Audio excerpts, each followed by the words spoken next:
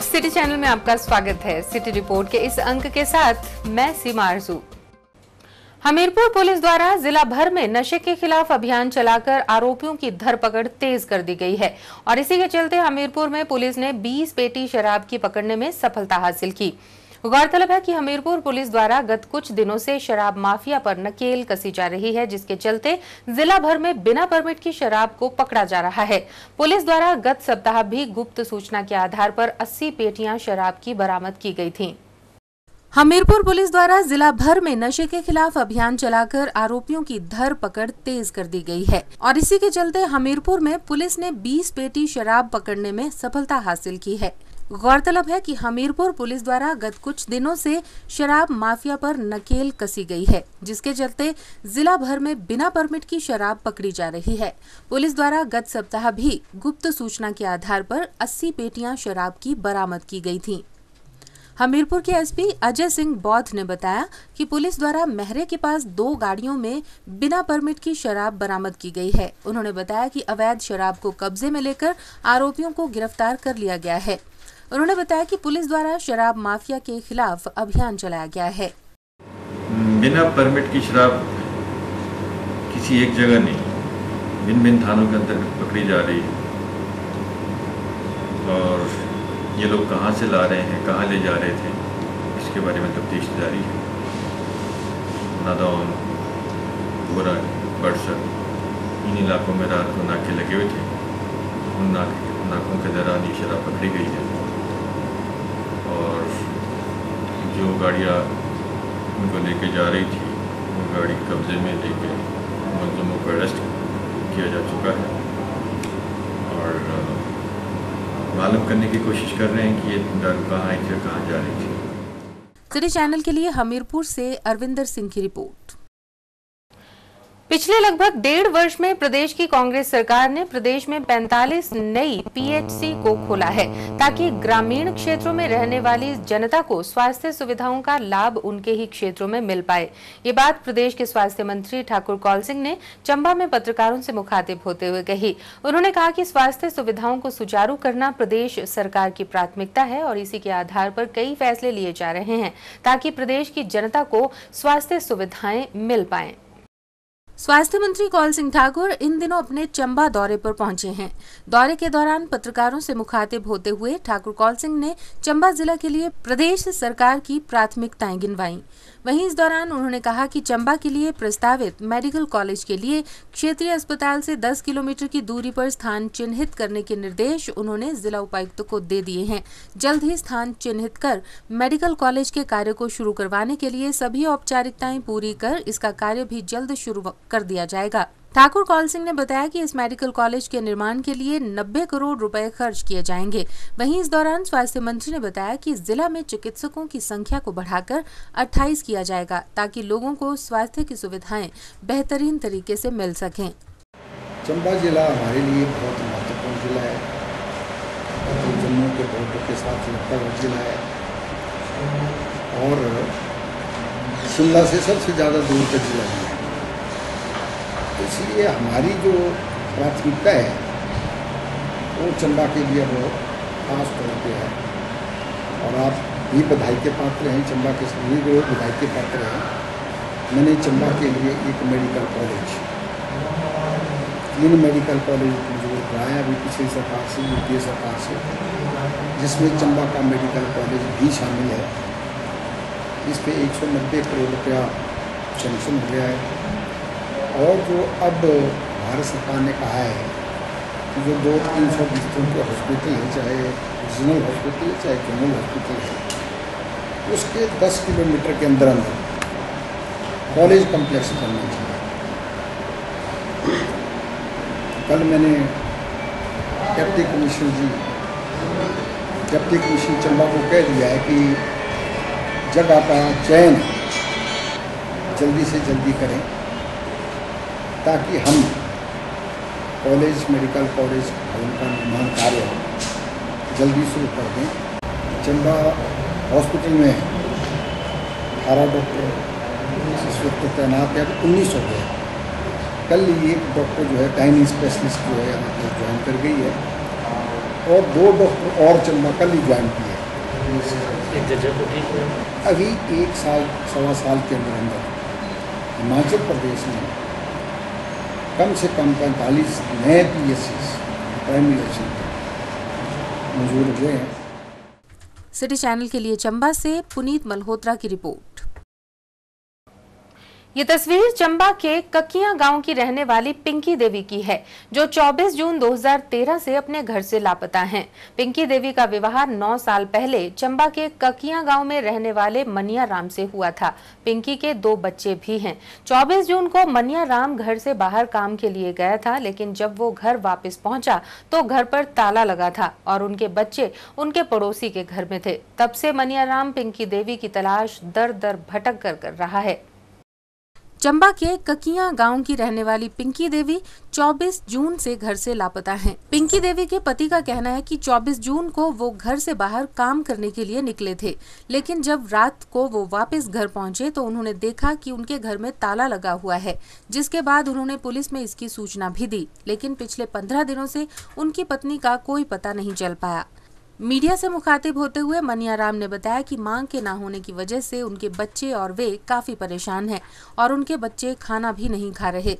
उन्होंने इस दौरान अपील करते हुए कहा कि अगर किसी को उनकी पत्नी की कोई भी सूचना मिले तो वे मोबाइल नंबर 9805474484 पर इसकी सूचना दें। मेरी पत्नी पिंकी देवी 26 से 2014 को हमारे ककिया से लापता हो चुकी है। अतः यदि ये कहीं पाई जाती है तो हमारे फ़ोन पर या पुलिस के फ़ोन पर संपर्क करें। मेरा नंबर है 9804547484। कुछ सामान घर से ले गई हुई है और कपड़े ले गई हुई है तथा बच्चों के भी कपड़े ले गई हुई है और ये हिमाचल प्रदेश के शिमला जिला हो गई थी उस समय, तो दोबारा वहीं जा सकती है। अब इसके मम्मी फ़ोन करके कह रहे हैं कि ये यहाँ आई थी, 1 हफ्ते तक यहाँ बैठी और यहाँ से फरार हो चुकी है। अब उसका कोई अता पता नहीं है, फ़ोन नंबर भी स्विच ऑफ है और बच्चे खाना नहीं खा रहे हैं, रोज़ रात को रोते रहते हैं, खाना बिल्कुल नहीं खाते हैं। बहुत परेशानी ये, किसी को भी यदि कहीं भी ये दिखाई देती है तो तुरंत कृपया पुलिस को सूचित करें या मेरे फ़ोन पर संपर्क करें। सिटी चैनल के लिए चंबा से पुनीत मल्होत्रा की रिपोर्ट। हमीरपुर डिग्री कॉलेज में विद्यार्थियों को बस पास की सुविधा लेने के लिए अपनी कक्षाएं छोड़कर बस अड्डे में जाकर बस पास बनवाने पड़ रहे हैं, जिस कारण विद्यार्थियों की दिन भर की पढ़ाई बाधित हो रही है। हालांकि विद्यार्थियों द्वारा लंबे समय से कॉलेज परिसर में बस पास काउंटर खोलने की मांग की जा रही है, लेकिन हर बार इस मांग को दरकिनार किया जा रहा है। हमीरपुर डिग्री कॉलेज में नया सत्र शुरू होते ही कॉलेज में चहल पहल बढ़ गई है, लेकिन हर साल की तरह इस बार भी विद्यार्थियों को अपने गंतव्य से आने व कॉलेज से जाने के लिए बस पास सुविधा के लिए यहाँ वहाँ भटकना पड़ रहा है। हमीरपुर डिग्री कॉलेज परिसर में बस पास काउंटर न होने की वजह से हजारों विद्यार्थियों को समस्या का सामना करना पड़ रहा है। साथ ही दिन भर कक्षाओं को छोड़कर बस अड्डे में लाइनों में लगकर पास बनवाने पड़ रहे हैं।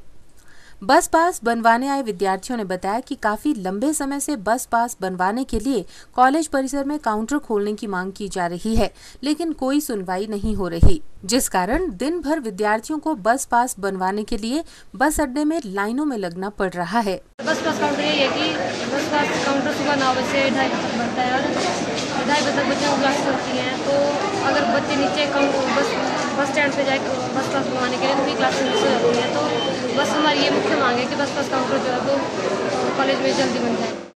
इस बारे में कॉलेज के प्रिंसिपल चंचल कपूर का कहना है कि विद्यार्थियों की समस्या ध्यान में है और जल्द ही कॉलेज परिसर में काउंटर खोला जाएगा और इसके लिए परिवहन विभाग के अधिकारियों से बातचीत चल रही है और जल्द ही विद्यार्थियों की समस्या का समाधान हो जाएगा। बात भी कर रहे हैं, लेटर भेज रहे हैं उनको कि वो यहाँ पे काउंटर खोल दे दोबारा, क्योंकि बीच में स्टाफ शॉर्टेज की वजह से उन्होंने बंद कर दिया था। और मैं 1 महीने नहीं हर महीने उनसे रिक्वेस्ट करूँगी कि कुछ दिन जो है वो यहाँ पर अपना काउंटर लगाएं ताकि बच्चों को दिक्कत ना हो और बस स्टैंड पर उन्हें ना जाना पड़े। सिटी चैनल के लिए हमीरपुर से अरविंदर सिंह की रिपोर्ट। मंडी जिला के गोहर उपमंडल के अंतर्गत ज्यूनी खड्ड पर लगभग 6-7 साल पुराना और अधूरा पुल प्रशासन और सरकार की पोल खोल रहा है। हालांकि ये पुल उपमंडल कार्यालय से मात्र 300 से 400 मीटर की दूरी पर बना है, लेकिन प्रशासन का अब तक इस ओर कोई ध्यान नहीं गया।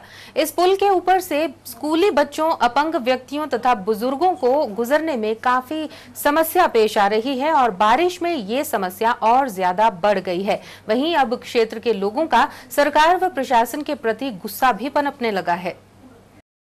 मंडी जिला के गौहर उपमंडल के अंतर्गत ज्यूनी खड्ड पर लगभग 6 से 7 साल पुराना और आधा अधूरा पुल प्रशासन और सरकार की पोल खोल रहा है। हालांकि ये पुल उपमंडल कार्यालय से लगभग 300 से 400 मीटर की दूरी पर ही बना है, लेकिन लगता है कि प्रशासन का इस ओर कभी ध्यान ही नहीं गया। ऐसा नहीं है कि इस पुल से लोग आते जाते नहीं हैं, बल्कि लोगों को इस आधे अधूरे पुल से होकर मजबूरन गुजरना ही पड़ता है। फिर चाहे कोई अपंग हो, खेतीहर मजदूर हो, महिला हो या बीमारी से आखिरी सांसें गिनता इंसान, सभी को इसी पुल से होकर गुजरना पड़ता है। और चौंकाने वाली बात यहाँ ये भी है कि इस पुल पर चढ़ने के लिए टूटी हुई सीढ़ी प्रयोग में लाई गई है और लोग भी इस टूटी सीढ़ी के जरिए ही चढ़ने और उतरने पर उतारू हो जाते हैं। यही नहीं, इसी पुल पर इन टूटी हुई सीढ़ियों के सहारे महिलाओं और मरीजों को भी मजबूरन गुजरना पड़ता है।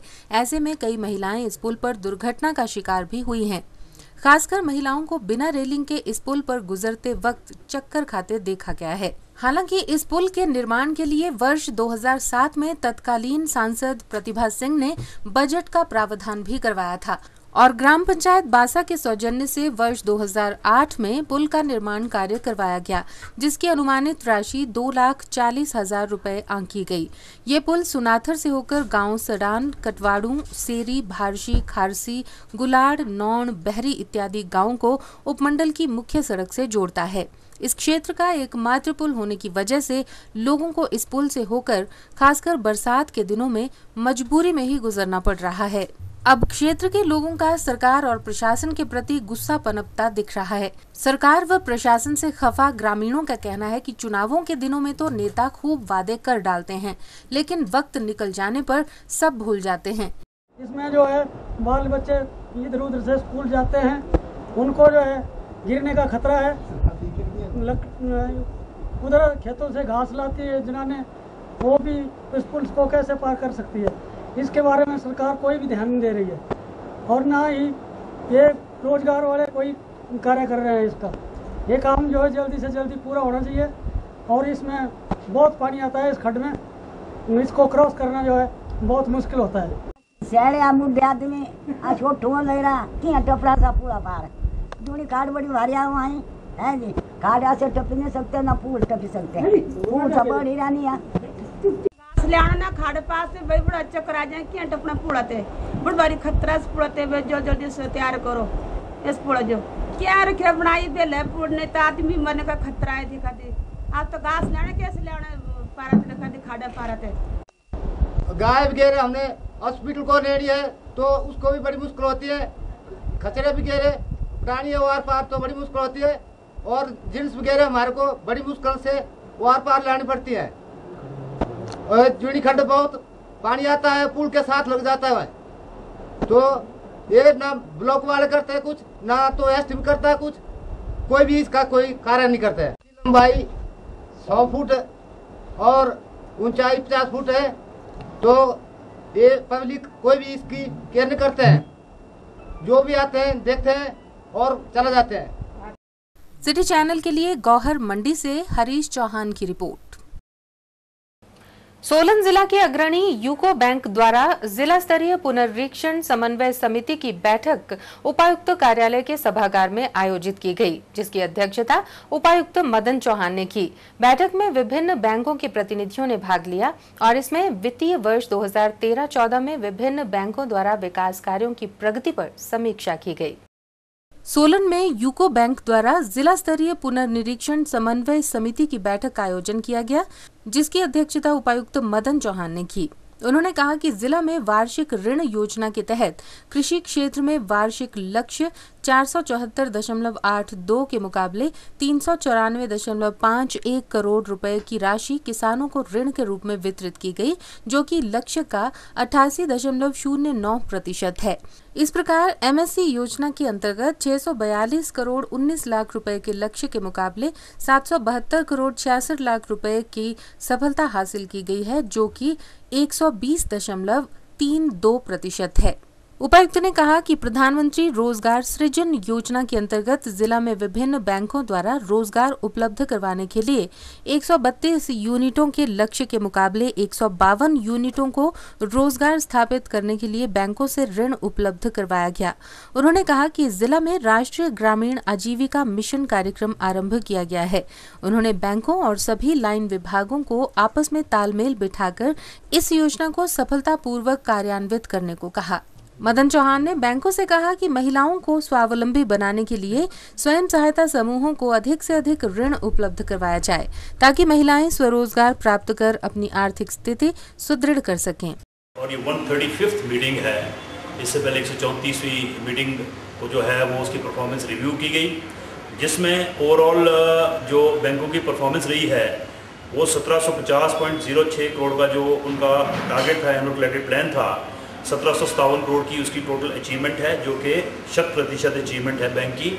मैं इसके लिए सभी बैंक्स को जो है वो कॉम्प्लीमेंट करता हूं और शाबाश देता हूं कि उन्होंने काफ़ी मेहनत से यहाँ पे काम किया है और लाइन डिपार्टमेंट के साथ जो है कोऑर्डिनेशन के साथ काम किया है। आधार कार्ड है, ये अब मान्य होगा, तो मैं सभी ज़िला के निवासियों से आपके माध्यम से अनुरोध भी करना चाहूँगा कि वो आधार कार्ड जो है वो अब बेस कार्ड रहेगा हर चीज़ के लिए, डायरेक्ट बैंक ट्रांसफर्स के लिए, वो चाहे किसी भी प्रकार की गवर्नमेंट की स्कीम है। इसलिए जिन लोगों ने आधार कार्ड अभी नहीं बनाए हैं वो इसकी प्रोसेस जो है दोबारा बनाने की प्रारंभ कर दें। इस तरह के सेंटर हम जो है दोबारा जगह जगह खोल देंगे। मैं भी थोड़ा सा हैरान हूँ कि स्टेट बैंक ऑफ इंडिया जैसा जो बहुत बड़ा अग्रणी बैंक है इस देश का और इस ज़िले का, वो आज किन्हीं कारणों से जो है वो बैठक में उपस्थित नहीं हुए हैं। मैंने लीड बैंक मैनेजर से कहा है कि वो इसके कारणों का पता लगाएं और उनसे जो है वो राइटिंग में लेंगे वो आज बैठक में क्यों नहीं है। बाकी तो लगभग सभी बैंक यहाँ पे मौजूद हैं। स्टेट बैंक ऑफ पटियाला के रिप्रेजेंटेटिव भी बाद में आ गए हैं, तो स्टेट बैंक ऑफ इंडिया वालों से हम कारण पता कर रहे हैं कि वो क्यों जो है इस इम्पोर्टेंट त्रैमासिक जो बैठक है उसमें क्यों नहीं वो आ पाए। सिटी चैनल के लिए सोलन से दयाराम कश्यप के साथ सोम मेहता की रिपोर्ट। मुख्यमंत्री वीरभद्र सिंह ने शिमला में केंद्रीय रेल बजट पर प्रतिक्रिया व्यक्त करते हुए कहा कि रेल बजट में हिमाचल को कुछ भी नहीं मिला है, जिससे प्रदेश के लोगों को निराशा हाथ लगी है। उन्होंने कहा कि रेल बजट में प्रदेश के लिए न तो रेल लाइन विस्तार का कोई प्रस्ताव है और न ही वर्तमान रेल ट्रैक को ब्रॉड गेज करने का विचार किया गया। एनडीए सरकार के प्रथम रेल बजट से प्रदेश को आश्वासनों के सिवा कुछ भी नहीं मिला। मुख्यमंत्री वीरभद्र सिंह ने केंद्रीय रेल बजट पर प्रतिक्रिया व्यक्त करते हुए कहा कि रेल बजट में हिमाचल को कुछ भी नहीं मिला है, जिससे प्रदेश के लोगों को निराशा हुई है।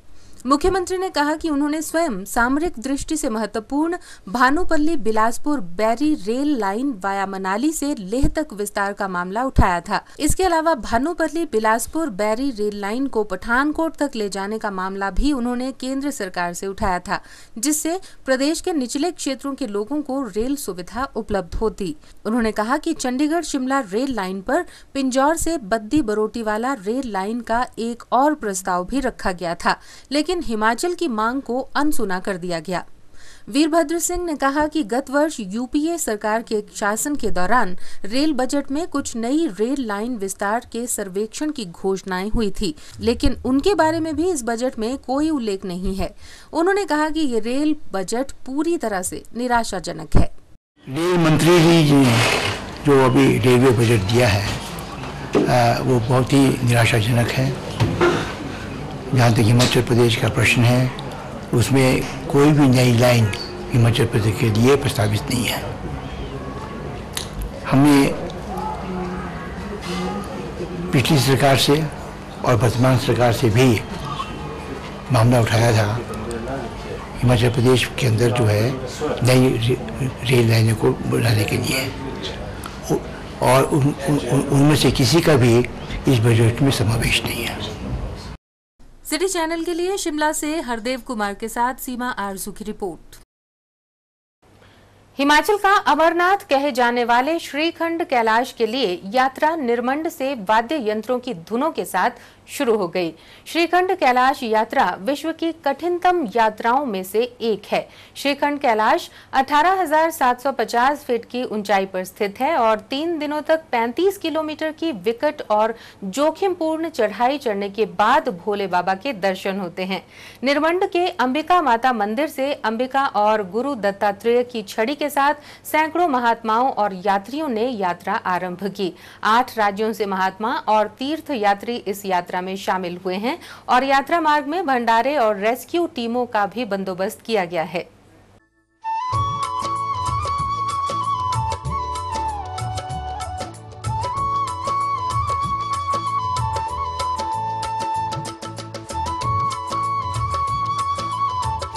हिमाचल प्रदेश के कुल्लू और शिमला जिला की ऊंची चोटी पर स्थित श्रीखंड महादेव की यात्रा आज से प्रारंभ हो गई। 7 कैलाशों में से एक श्रीखंड यात्रा को विश्व की कठिनतम यात्राओं में से एक माना जाता है। श्रीखंड भोले बाबा के दर्शनों के लिए हर वर्ष हजारों श्रद्धालु आते हैं। हिमाचल की राजधानी शिमला से रामपुर होते हुए निरमंड बागीपुल जाओ 170 किलोमीटर वाहन मार्ग से सफर कर पैदल यात्रा शुरू होती है। सिगाड़ नामक पहले पड़ाव से श्रीखंड करीब 30 किलोमीटर खड़ी चढ़ाई के बाद पहुंचा जाता है। श्रीखंड छड़ी यात्रा समिति निरमंड की ओर से 19वीं यात्रा का विधिवत शुभारंभ पूजा अर्चना के साथ किया गया। पंचदशनाम जूना अखाड़ा के महंत अशोक गिरी जी की अगुवाई में निरमंड के जूना अखाड़े से छड़ी यात्रा आरंभ हुई। कई राज्यों से आए सैकड़ों महात्मा और तीर्थ यात्री माता अंबिका और गुरु दत्तात्रेय की छड़ी लेकर श्रीखंड की ओर रवाना हुए। इस दौरान रेस्क्यू टीम भी साथ गई। ये दल यात्रा पूर्ण कर 16 जुलाई को वापस निरमंड पहुंचेगा। यात्रा को अखाड़े से वाद्य यंत्रों की धुनों के साथ विदा किया गया। यात्रा के लिए महाराष्ट्र, गुजरात, दिल्ली, हरियाणा, राजस्थान, बिहार, उत्तराखंड और पंजाब से लोग पहुंचे थे। श्रीखंड यात्रा समिति के अध्यक्ष पुष्पेंद्र शर्मा ने बताया कि 19वीं यात्रा आज से आरंभ हुई है। उन्होंने बताया कि सनातन धर्म में शिव का स्थान सर्वोपरि है। इस यात्रा का आयोजन इलाके की सुख शांति और समृद्धि के लिए किया जाता है। हम इस बार ये 19वीं छड़ी यात्रा निकाल रहे हैं, जिसमें दत्त महाराज और श्री अंबिका माता की छड़ियाँ आज विधिवत पूजा अर्चना के बाद श्रीखंड महादेव के दर्शन के लिए निकली हैं। इस यात्रा में इस बार उत्तर प्रदेश, उत्तराखंड, पंजाब, हरियाणा, राजस्थान, गुजरात और दिल्ली प्रदेशों से कई महात्मा और श्रद्धालु आए हैं। इस बार श्रीखंड यात्रा के लिए ट्रस्ट भी बना है, लेकिन अभी प्रशासन की ओर से तो कोई तिथि निश्चित नहीं हुई है, लेकिन हमारी तिथि पहले ही निश्चित हो चुकी थी। फिर भी हमें इसके लिए सहयोग मिल रहा है। रेस्क्यू टीम हमारे साथ जा रही और इस यात्रा का जो महत्व है, हमारे सनातन धर्म में जो शिव का महत्व है वो सबसे ऊंचा स्थान है। शिव गुरु भी हैं, सन्यासी भी हैं, ईश्वर हैं और उनकी यात्रा करने से और श्रीखंड जो उनके 7 कैलाशों में से एक कैलाश है, श्रीखंड का अपना एक महत्व है। श्री की उत्पत्ति वहीं से हुई है। अंबिका माता जो श्री नवदुर्गा का ही एक रूप है, वो भी इसी रूप, इसलिए हम इस यात्रा को करते हैं ताकि इस क्षेत्र में कभी कोई विघ्न, बाधा, उत्पात वगैरह ना आए, महामारियों से दूर रहे। साधु महात्माओं में भी शंकर भगवान के दर्शनों के लिए काफी उत्साह देखा गया। महंत अशोक गिरी जी 19वीं छड़ी यात्रा श्रीखंड भगवान और अंबिका माता जी की देश विदेश से आए साधुओं के साथ लेके जा रहे हैं।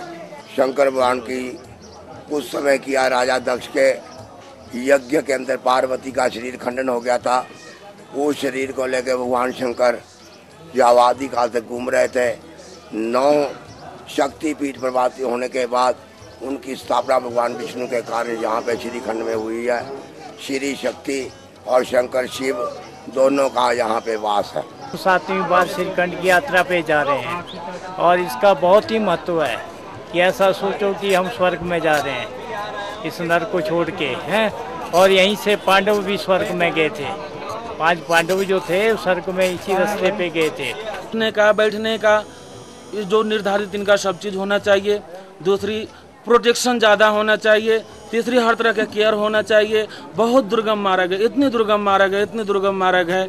इसके लिए विशेष तौर पे हम राजा साहब से, यहाँ के राज्यपाल महोदय जी से निवेदन करना चाहता हूँ कि श्रीमान जी जरूर इस यात्रा के ऊपर विशेष तौर पे ध्यान दिया कीजिए। केंद्र स्तर पे भी इस पे आग्रह किया कीजिए। सिटी चैनल के लिए रामपुर से विशेषर नेगी की रिपोर्ट।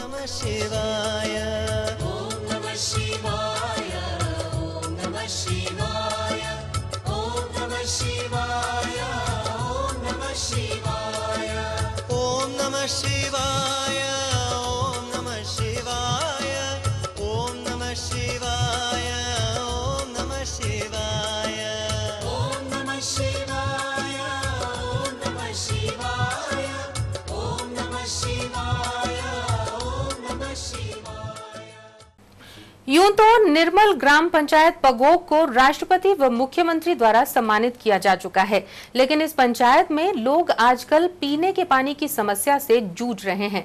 पिछले कई दिनों से यहां लोग सीवरेज मिला गंदा पानी पीने को मजबूर हैं, जिससे कई लोग दूषित जल की वजह से पीलिया और डायरिया की चपेट में भी आ गए हैं। अपनी इसी समस्या को लेकर ग्राम पंचायत पगोग व पड़ेची का एक प्रतिनिधिमंडल आईपीएच विभाग के अधिशासी अभियंता अनिल मेहता से मिला और उनके सामने अपनी समस्या रखी। ग्राम पंचायत पगोग के गांव पड़ेची और सनाहन पेयजल योजनाओं के फिल्टर सिस्टम को दुरुस्त करने और लोगों को स्वच्छ पेयजल उपलब्ध करवाने की मांग को लेकर पगोग और पड़ेची गांव का एक प्रतिनिधिमंडल आईपीएच विभाग के अधिशासी अभियंता अनिल मेहता से मिला और उनकी समस्या का समाधान करने की मांग की। ग्राम पंचायत पगोग के प्रधान कांचीराम की अध्यक्षता में प्रतिनिधिमंडल द्वारा अधिशासी अभियंता को एक ज्ञापन भी सौंपा गया। लोगों का कहना है कि गांव में सीवरेज मिला मट मैला पानी आ रहा है, जिस वजह से गांव के 25 से 30 लोग जल जनित रोगों से ग्रसित होकर अस्पतालों में भर्ती पड़े हैं। पगोग पंचायत के प्रधान कांचीराम ने इस बारे में विस्तार से बताया। उन्होंने कहा कि उनकी समस्या बेहद गंभीर है और इस बारे में पहले भी विभाग को सूचित किया गया, लेकिन कोई कार्रवाई नहीं हुई। उन्होंने कहा कि अधिशासी अभियंता अनिल मेहता ने उनकी समस्या को हल करने का आश्वासन दिया है। आईपीएच विभाग द्वारा पगोग पंचायत की अनदेखी की जा रही थी। जो जितने भी कार्य ग्राम पंचायत पगोग द्वारा पानी से संबंधित विभाग को दिए गए थे, उनमें आनाकानी की जा रही थी। लेकिन जब हमने देखा कि पानी जो हमारे गले से ऊपर निकल गया है, तो मजबूरन जो आज हमें अपने लोगों को साथ लेकर और वहाँ के जो लोकल बाशिंदे हैं उनको साथ लेकर, जो उनकी समस्या थी उनको साथ लेकर आज मैं कसुमटी पहुंचा था। और हमारी मुख्य डिमांड ये थी कि जो हमारा सनाहन पेयजल योजना और पड़ेची पेयजल योजना है, वहाँ पे उसमें जो है सीवरेज युक्त पानी जो आ रहा है, और लोग पिछले 15-20 दिनों से जो वहाँ पे बहुत सारे लोग जो है जल जनित रोगों से ग्रसित है।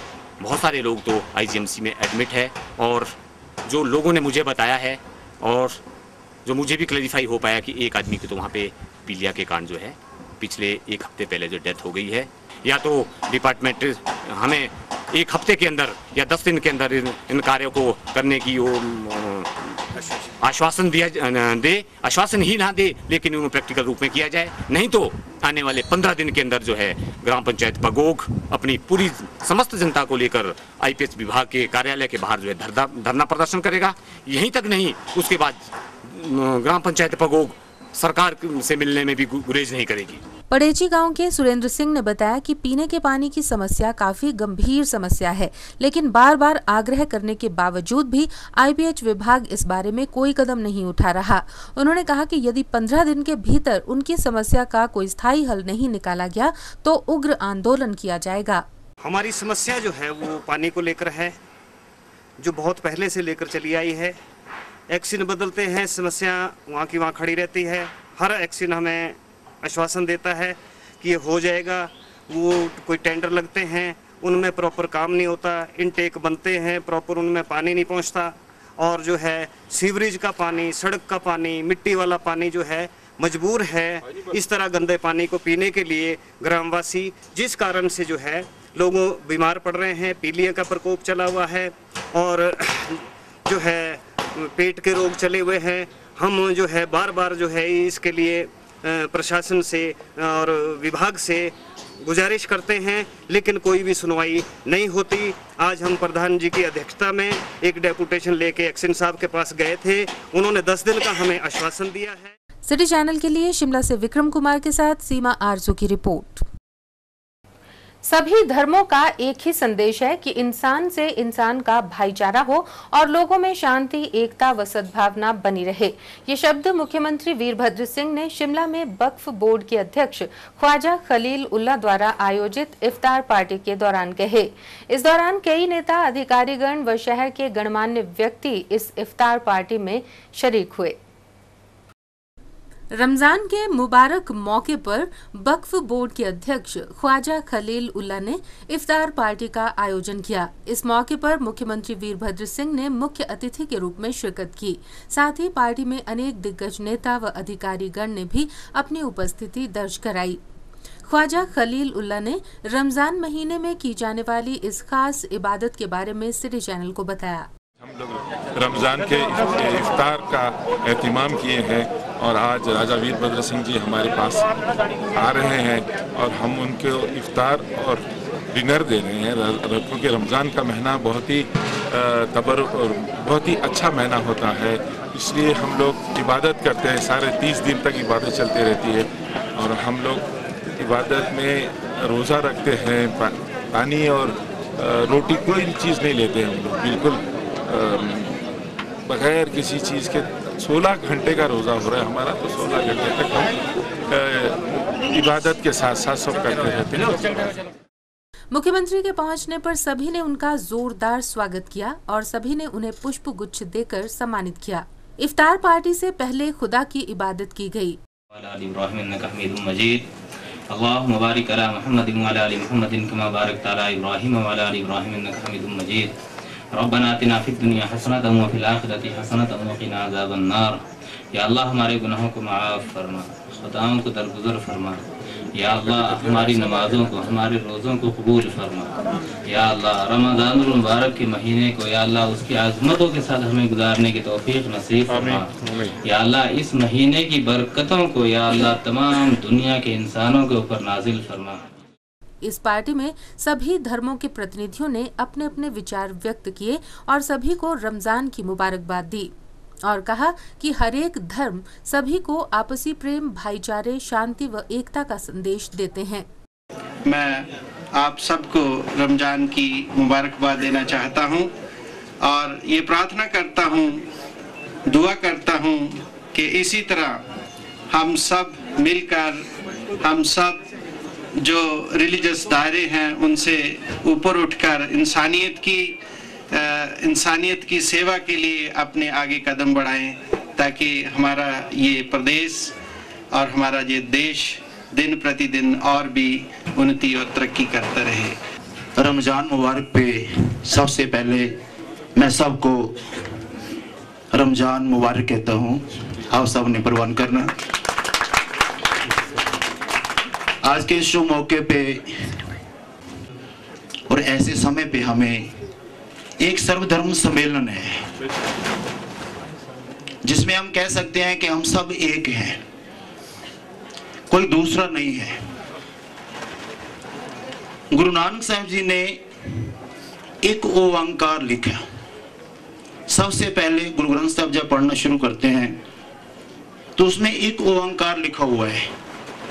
एक ओंकार का मतलब कि वो जो परमात्मा है, वो जो परमेश्वर है, जो अल्लाह है, जो गॉड है, वो एक है।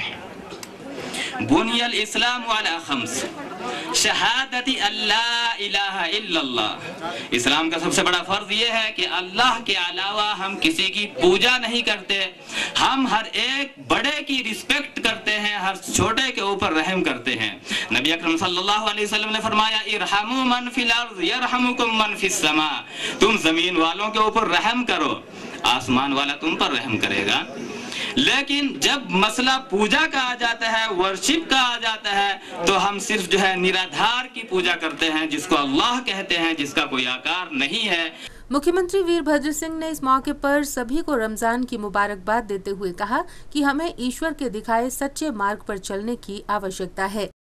हर साल की तरह वो रमज़ान के महीने के अंदर हम सबको याद करते हैं और इस जलसे का वो इंतज़ाम करते हैं ताकि हम सब मिलकर जो है खुदा से दुआ मांगे और अपने मुसलमान भाइयों को हम जो है रमज़ान की बधाई दें और ये इल्तिजा करें अल्लाह से कि वो हमारे मुल्क को वो कायम रखे, हमारे यहाँ पर हर धर्म के लोगों के बीच में प्यार और मोहब्बत बढ़े और एकता का सूत्र हो। ये एक इसका पैगाम है। रमज़ान क्या है, इसका मकसद क्या है, ये अभी आपके सामने मेरे से पूर्व वक्ताओं ने अच्छी तरह से बयान कर दिया है, मुझे उसके बारे में बोलने की ज़रूरत नहीं है। मगर एक बात मैं कहना चाहता हूँ, हमारा जो देश है, मुल्क है, ये बहुत बड़ा मुल्क है और इसके अंदर जो है कई धर्म के लोग रहते हैं। अलग रहने का तरीका है, खाने पीने का तरीका है, रहने का तरीका है, अलग जो है मज़हब है, मगर ये सब होते हुए भी हमारा मुल्क एक है। इस मौके पर सभी ने मिठाई व फल ग्रहण कर अपना रोजा खोला। सिटी चैनल के लिए शिमला से विक्रम कुमार के साथ सीमा आरजू की रिपोर्ट। रूसा प्रणाली को लेकर कॉलेजों में छात्र एक बार फिर लामबंद हो गए हैं। राजधानी के संजौली, आरगीएमवी, कोटशेरा, इवनिंग कॉलेज और संस्कृत महाविद्यालय के सैकड़ों छात्र छात्राओं ने उपायुक्त कार्यालय के बाहर रूसा प्रणाली के खिलाफ धरना प्रदर्शन किया। एसएफआई की शहरी इकाई द्वारा आयोजित इस धरना प्रदर्शन में छात्र छात्राओं ने विश्वविद्यालय प्रशासन और सरकार के खिलाफ जमकर नारेबाजी की। एसएफआई शहरी इकाई के सचिव दिनीत धांटा ने कहा कि इस प्रणाली की वजह से कई छात्रों को कॉलेजों में दाखिला ही नहीं मिला और यदि रूसा प्रणाली को जल्द से जल्द वापस नहीं लिया गया तो एसएफआई उग्र आंदोलन करेगी।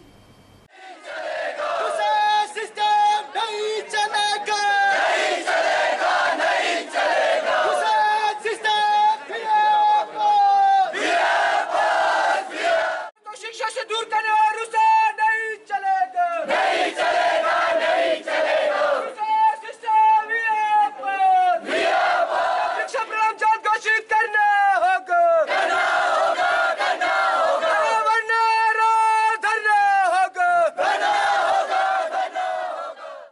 आज जो ये उपायुक्त कार्यालय के बाहर हम धरना प्रदर्शन कर रहे हैं, इसके माध्यम से हम प्रदेश सरकार के एक ज्ञापन देना चाहते हैं कि जो रूसा सिस्टम कॉलेज के अंदर लागू तो कर दिया गया है, पर आप देखिए रूसा के तहत जो है छात्रों को कहीं ना कहीं लगातार दिक्कतों का सामना करना पड़ेगा। आप देखिए सीटों की जो है लिमिटेशन कर दी गई है, हर कॉलेज में सीटें जो पिछली बार मेजर सीटों में कटौती की गई है और इस बार आप लोग देखिएगा कॉलेजों के अंदर जो अपना छात्र दिसंबर के अंदर फर्स्ट सेमेस्टर का एग्जाम दे चुका है, सेकंड सेमेस्टर का एग्जाम आज की डेट में दे रहा है और थर्ड सेमेस्टर की एडमिशन शुरू हो गई है और अभी तक फर्स्ट सेमेस्टर का रिजल्ट नहीं आया है। ये सबसे बड़ी मांग है। और आप लोग देखिए यूजी क्लासेस के अंदर अभी तक बीए और बीएससी का रिजल्ट नहीं आया हुआ है। इन सभी बातों को लेकर, इन सभी मुद्दों को लेकर आज हम यहाँ पे धरना प्रदर्शन कर रहे हैं और मांग करते हैं कि जो कॉलेजों के अंदर मूलभूत सुविधाएं छात्राओं को नहीं मिल पा रही है और जो आप लोग देखेंगे टीचरों की भारी कमी आज शिमला शहर के कॉलेजों के अंदर है, इन सभी मांगों को लेकर ये हमारा धरना प्रदर्शन हो रहा है। सिटी चैनल के लिए शिमला से राजेंद्र काली के साथ सीमा आरजू की रिपोर्ट। सोलन में दिव्य हिमाचल मीडिया ग्रुप द्वारा डांस हिमाचल डांस सीजन 2 के ऑडिशन आयोजित किए गए, जिसमें जिला के विभिन्न क्षेत्रों से आए करीब 150 प्रतिभागियों ने अपने अपने नृत्य का बेहतरीन प्रदर्शन किया। माल रोड स्थित मुरारी मार्केट हॉल में ऑडिशन का सिलसिला देर शाम तक चलता रहा। दिव्य हिमाचल मीडिया ग्रुप द्वारा सोलन में डांस हिमाचल डांस सीजन 2 के ऑडिशन आयोजित किए गए। डांस हिमाचल डांस सीजन 2 के ऑडिशन में ग्रीन हिल्स कॉलेज के अध्यक्ष कृपाल सिंह पसरीचा ने बतौर मुख्य अतिथि और कांग्रेसी नेता सुरेंद्र सेठी ने विशेष अतिथि के रूप में शिरकत की। साथ ही मिस इंडिया प्रतियोगिता में टॉप 30 में शामिल सोलन की स्वाति राठौर ने ऑडिशन में भाग लेने आए कलाकारों की हौसला अफजाई की। सुबह से ही ऑडिशन देने वालों का तांता लगना शुरू हो गया था। ऑडिशन पहले कनिष्ठ वर्ग से शुरू किए गए। इसके पश्चात ऑडिशन में आए अनेक प्रतिभागियों ने अपने डांस से मौजूद निर्णायक मंडल के सदस्यों और अन्य लोगों को मंत्रमुग्ध कर दिया।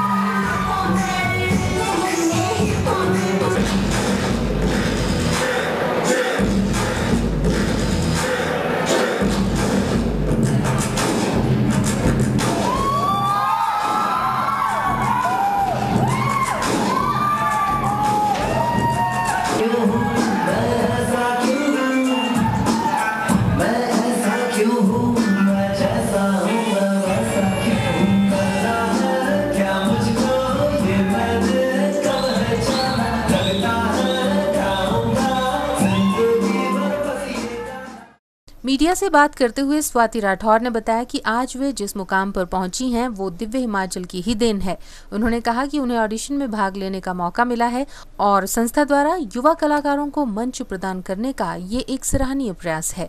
यहाँ दिव्य हिमाचल के प्लेटफॉर्म में आके छोटे छोटे बच्चों को इतना अच्छा परफॉर्म करते देख बहुत अच्छा लग रहा है। ये बहुत अच्छी बात है कि दिव्य हिमाचल के टैलेंट को प्रोत्साहन दे रहा है और एक नया प्लेटफॉर्म दे रहा है अपना टैलेंट दिखाने के लिए।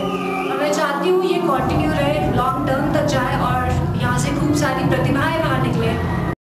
कार्यक्रम के समन्वयक पंकज सूद ने बताया कि डांस हिमाचल डांस सीजन 1 की सफलता के बाद संस्था द्वारा सीजन 2 का ऑडिशन आज अंतिम चरण में है और अंतिम चरण की प्रतियोगिता सोलन में आयोजित करवाई गई, जिसके लिए जिला के 150 प्रतिभागियों ने अपनी अपनी प्रतिभा का जादू दिखाया।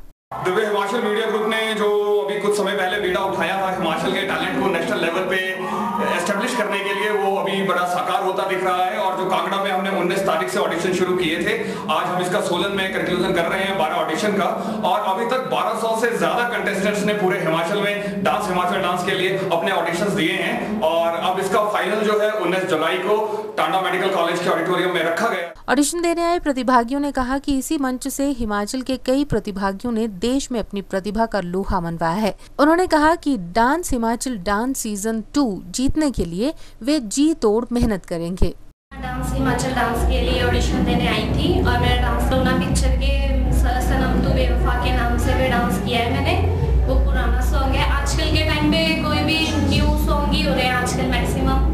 पुराने गानों पे तो कोई भी अहमियत नहीं है पुराने गानों की, तो मैं चाहती हूँ कि पुराने गाने आगे आए। हिमाचल में हम दोनों ने पार्ट लिया है। मैंने क्लासिकल किया है और मैं क्लासिकल और मैं मुजरा, और हम दोनों की ये पूरी कोशिश रहेगी कि हम दोनों फिनाले तक जाएं।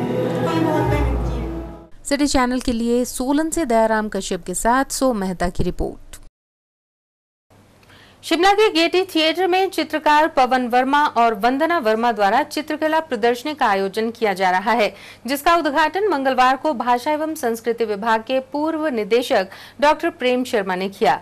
स्थानीय लोगों के साथ साथ पर्यटक भी इस प्रदर्शनी में खूबसूरत चित्रकलाओं का अवलोकन कर रहे हैं और ये प्रदर्शनी 11 जुलाई तक चलेगी।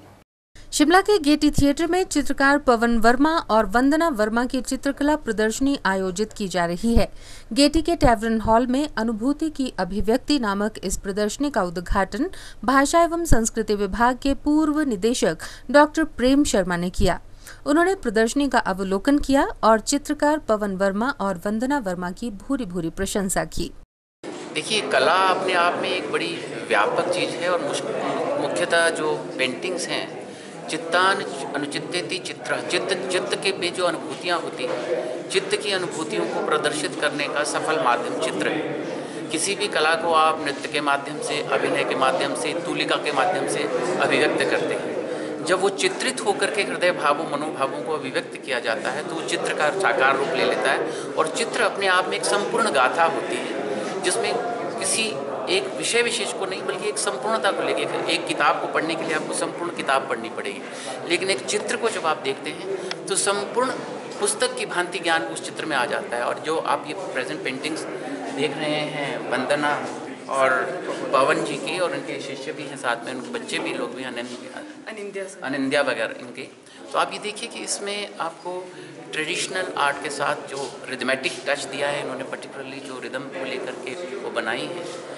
लय किस प्रकार से अभिवर्तित होकर के एक साकार चित्र का रूप ले लेती है और पारंपरिक कलाओं को दिखाते हुए इन्होंने जो ये पौराणिक संदर्भ लिए हैं और जो एक बहुत बड़ा विषय भगवान बुद्ध को लेकर के लिया है। भगवान बुद्ध में करुणा, महाकरुणा का जो समावेश, अहिंसा, करुणा, त्याग, प्रेम, तपस्या और विभिन्न रूप से चित्र जो उनके चित्रों को किया है, वो अपने आप में मतलब समस्त मनोभावों की अनुभूति, जिसमें प्रेम से लेकर, करुणा से लेकर, अहिंसा से लेकर, अच्छी अभिव्यक्ति से लेकर, अच्छे मनोभावों से लेकर विभिन्न विषयों को लेकर के चित्रित किया है। और मैं मानता हूँ कि इतने सारे समग्र विषयों को लेकर के चित्रकला को आगे ले जाना, संपूर्ण ग्रंथ का लिख डालना है, तो अपने आप में एक अच्छी, बहुत अच्छी अभिव्यक्ति है। और चित्रकार वंदना वर्मा ने बताया कि 4-5 सालों से वे चित्रकला पर मेहनत कर रही थीं और चित्रकलाओं को देखकर लोग चित्रकला के प्रति प्रेरित हो सकें, यही उनका उद्देश्य है। मैं 4-5 सालों से काम कर रही हूँ और इसी फील्ड में हूँ और मेरी रुचि इसमें 4-5 सालों से लगातार बनी है, जिसकी वजह से मैं आज यहाँ पे गेटी में ये एग्जीबिशन कर रही हूँ जो कि आप लोगों के सामने है। और मैंने इसमें ये कि मतलब काफ़ी ज़्यादा फोकस किया है, काफ़ी मेहनत की है, यूनिवर्सिटी लेवल से लेकर कॉलेज लेवल से लेकर इसी आर्ट से इसी लाइन से जुड़ी रही, इसी करके ये एग्जीबिशन यहाँ पे हो पाई है। चित्रकार पवन वर्मा ने बताया कि गुरु शिष्य परंपरा पर आधारित इन चित्रकलाओं में रियलिस्टिक, रिदमिक और डिस्कवरी तीनों का समावेश है। उन्होंने बताया कि उनके द्वारा लगाई गई ये पहली चित्रकला प्रदर्शनी है। भाषा एवं संस्कृति विभाग की तरफ से जो 4 दिवसीय चित्रकला का आयोजन हो रहा है, इसमें मेरी वाइफ की वंदना वर्मा एंड मेरे एक स्टूडेंट है अनिंद्या सिंह की पेंटिंग्स डिस्प्ले हुई है। इस चित्रकला प्रदर्शनी की खास बात यह है कि यह गुरु शिष्य परंपरा पर आधारित चित्र यहाँ पे प्रदर्शित किए गए हैं, जहाँ हम हमारे गुरु श्री हेम कुमार चटर्जी और श्री सनत कुमार चटर्जी के सानिध्य में रहकर उनसे कला की शिक्षा प्राप्त कर रहे हैं। वहीं हम आगे भी अपने कुछ बच्चों को, स्टूडेंट्स को, अनिंद्या सिंह जो इधर उनकी पेंटिंग्स प्रदर्शित की गई है वो लगाई गई। तो यह चित्रकला प्रदर्शनी जो है गुरु शिष्य परंपरा पर आधारित यहाँ पर रखी गई है। यहाँ पर जहाँ पे अनिंद्या सिंह ने पेन ड्राइंग्स पे काम किया है, वहीं वंदना वर्मा की पेंटिंग्स में रिदमिक वर्क्स है, रियलिस्टिक वर्क्स है, और मेरे जो वर्क्स है उसमें आपको एक डिस्कवरी के आपको काम मिलेगी। मतलब मेरी कोशिश यही रहती है कि इसमें कोई खोज के कुछ नया लोगों के सामने लाया जाए, जिससे कि उनको अच्छे से फीलिंग्स हो सके। सिटी चैनल के लिए शिमला से विक्रम कुमार के साथ सीमा आरजू की रिपोर्ट। सिटी रिपोर्ट के इस अंक में फिलहाल इतना ही। प्रदेश भर की ताजा तरीन जानकारी के लिए देखते रहिए सिटी चैनल। नमस्कार।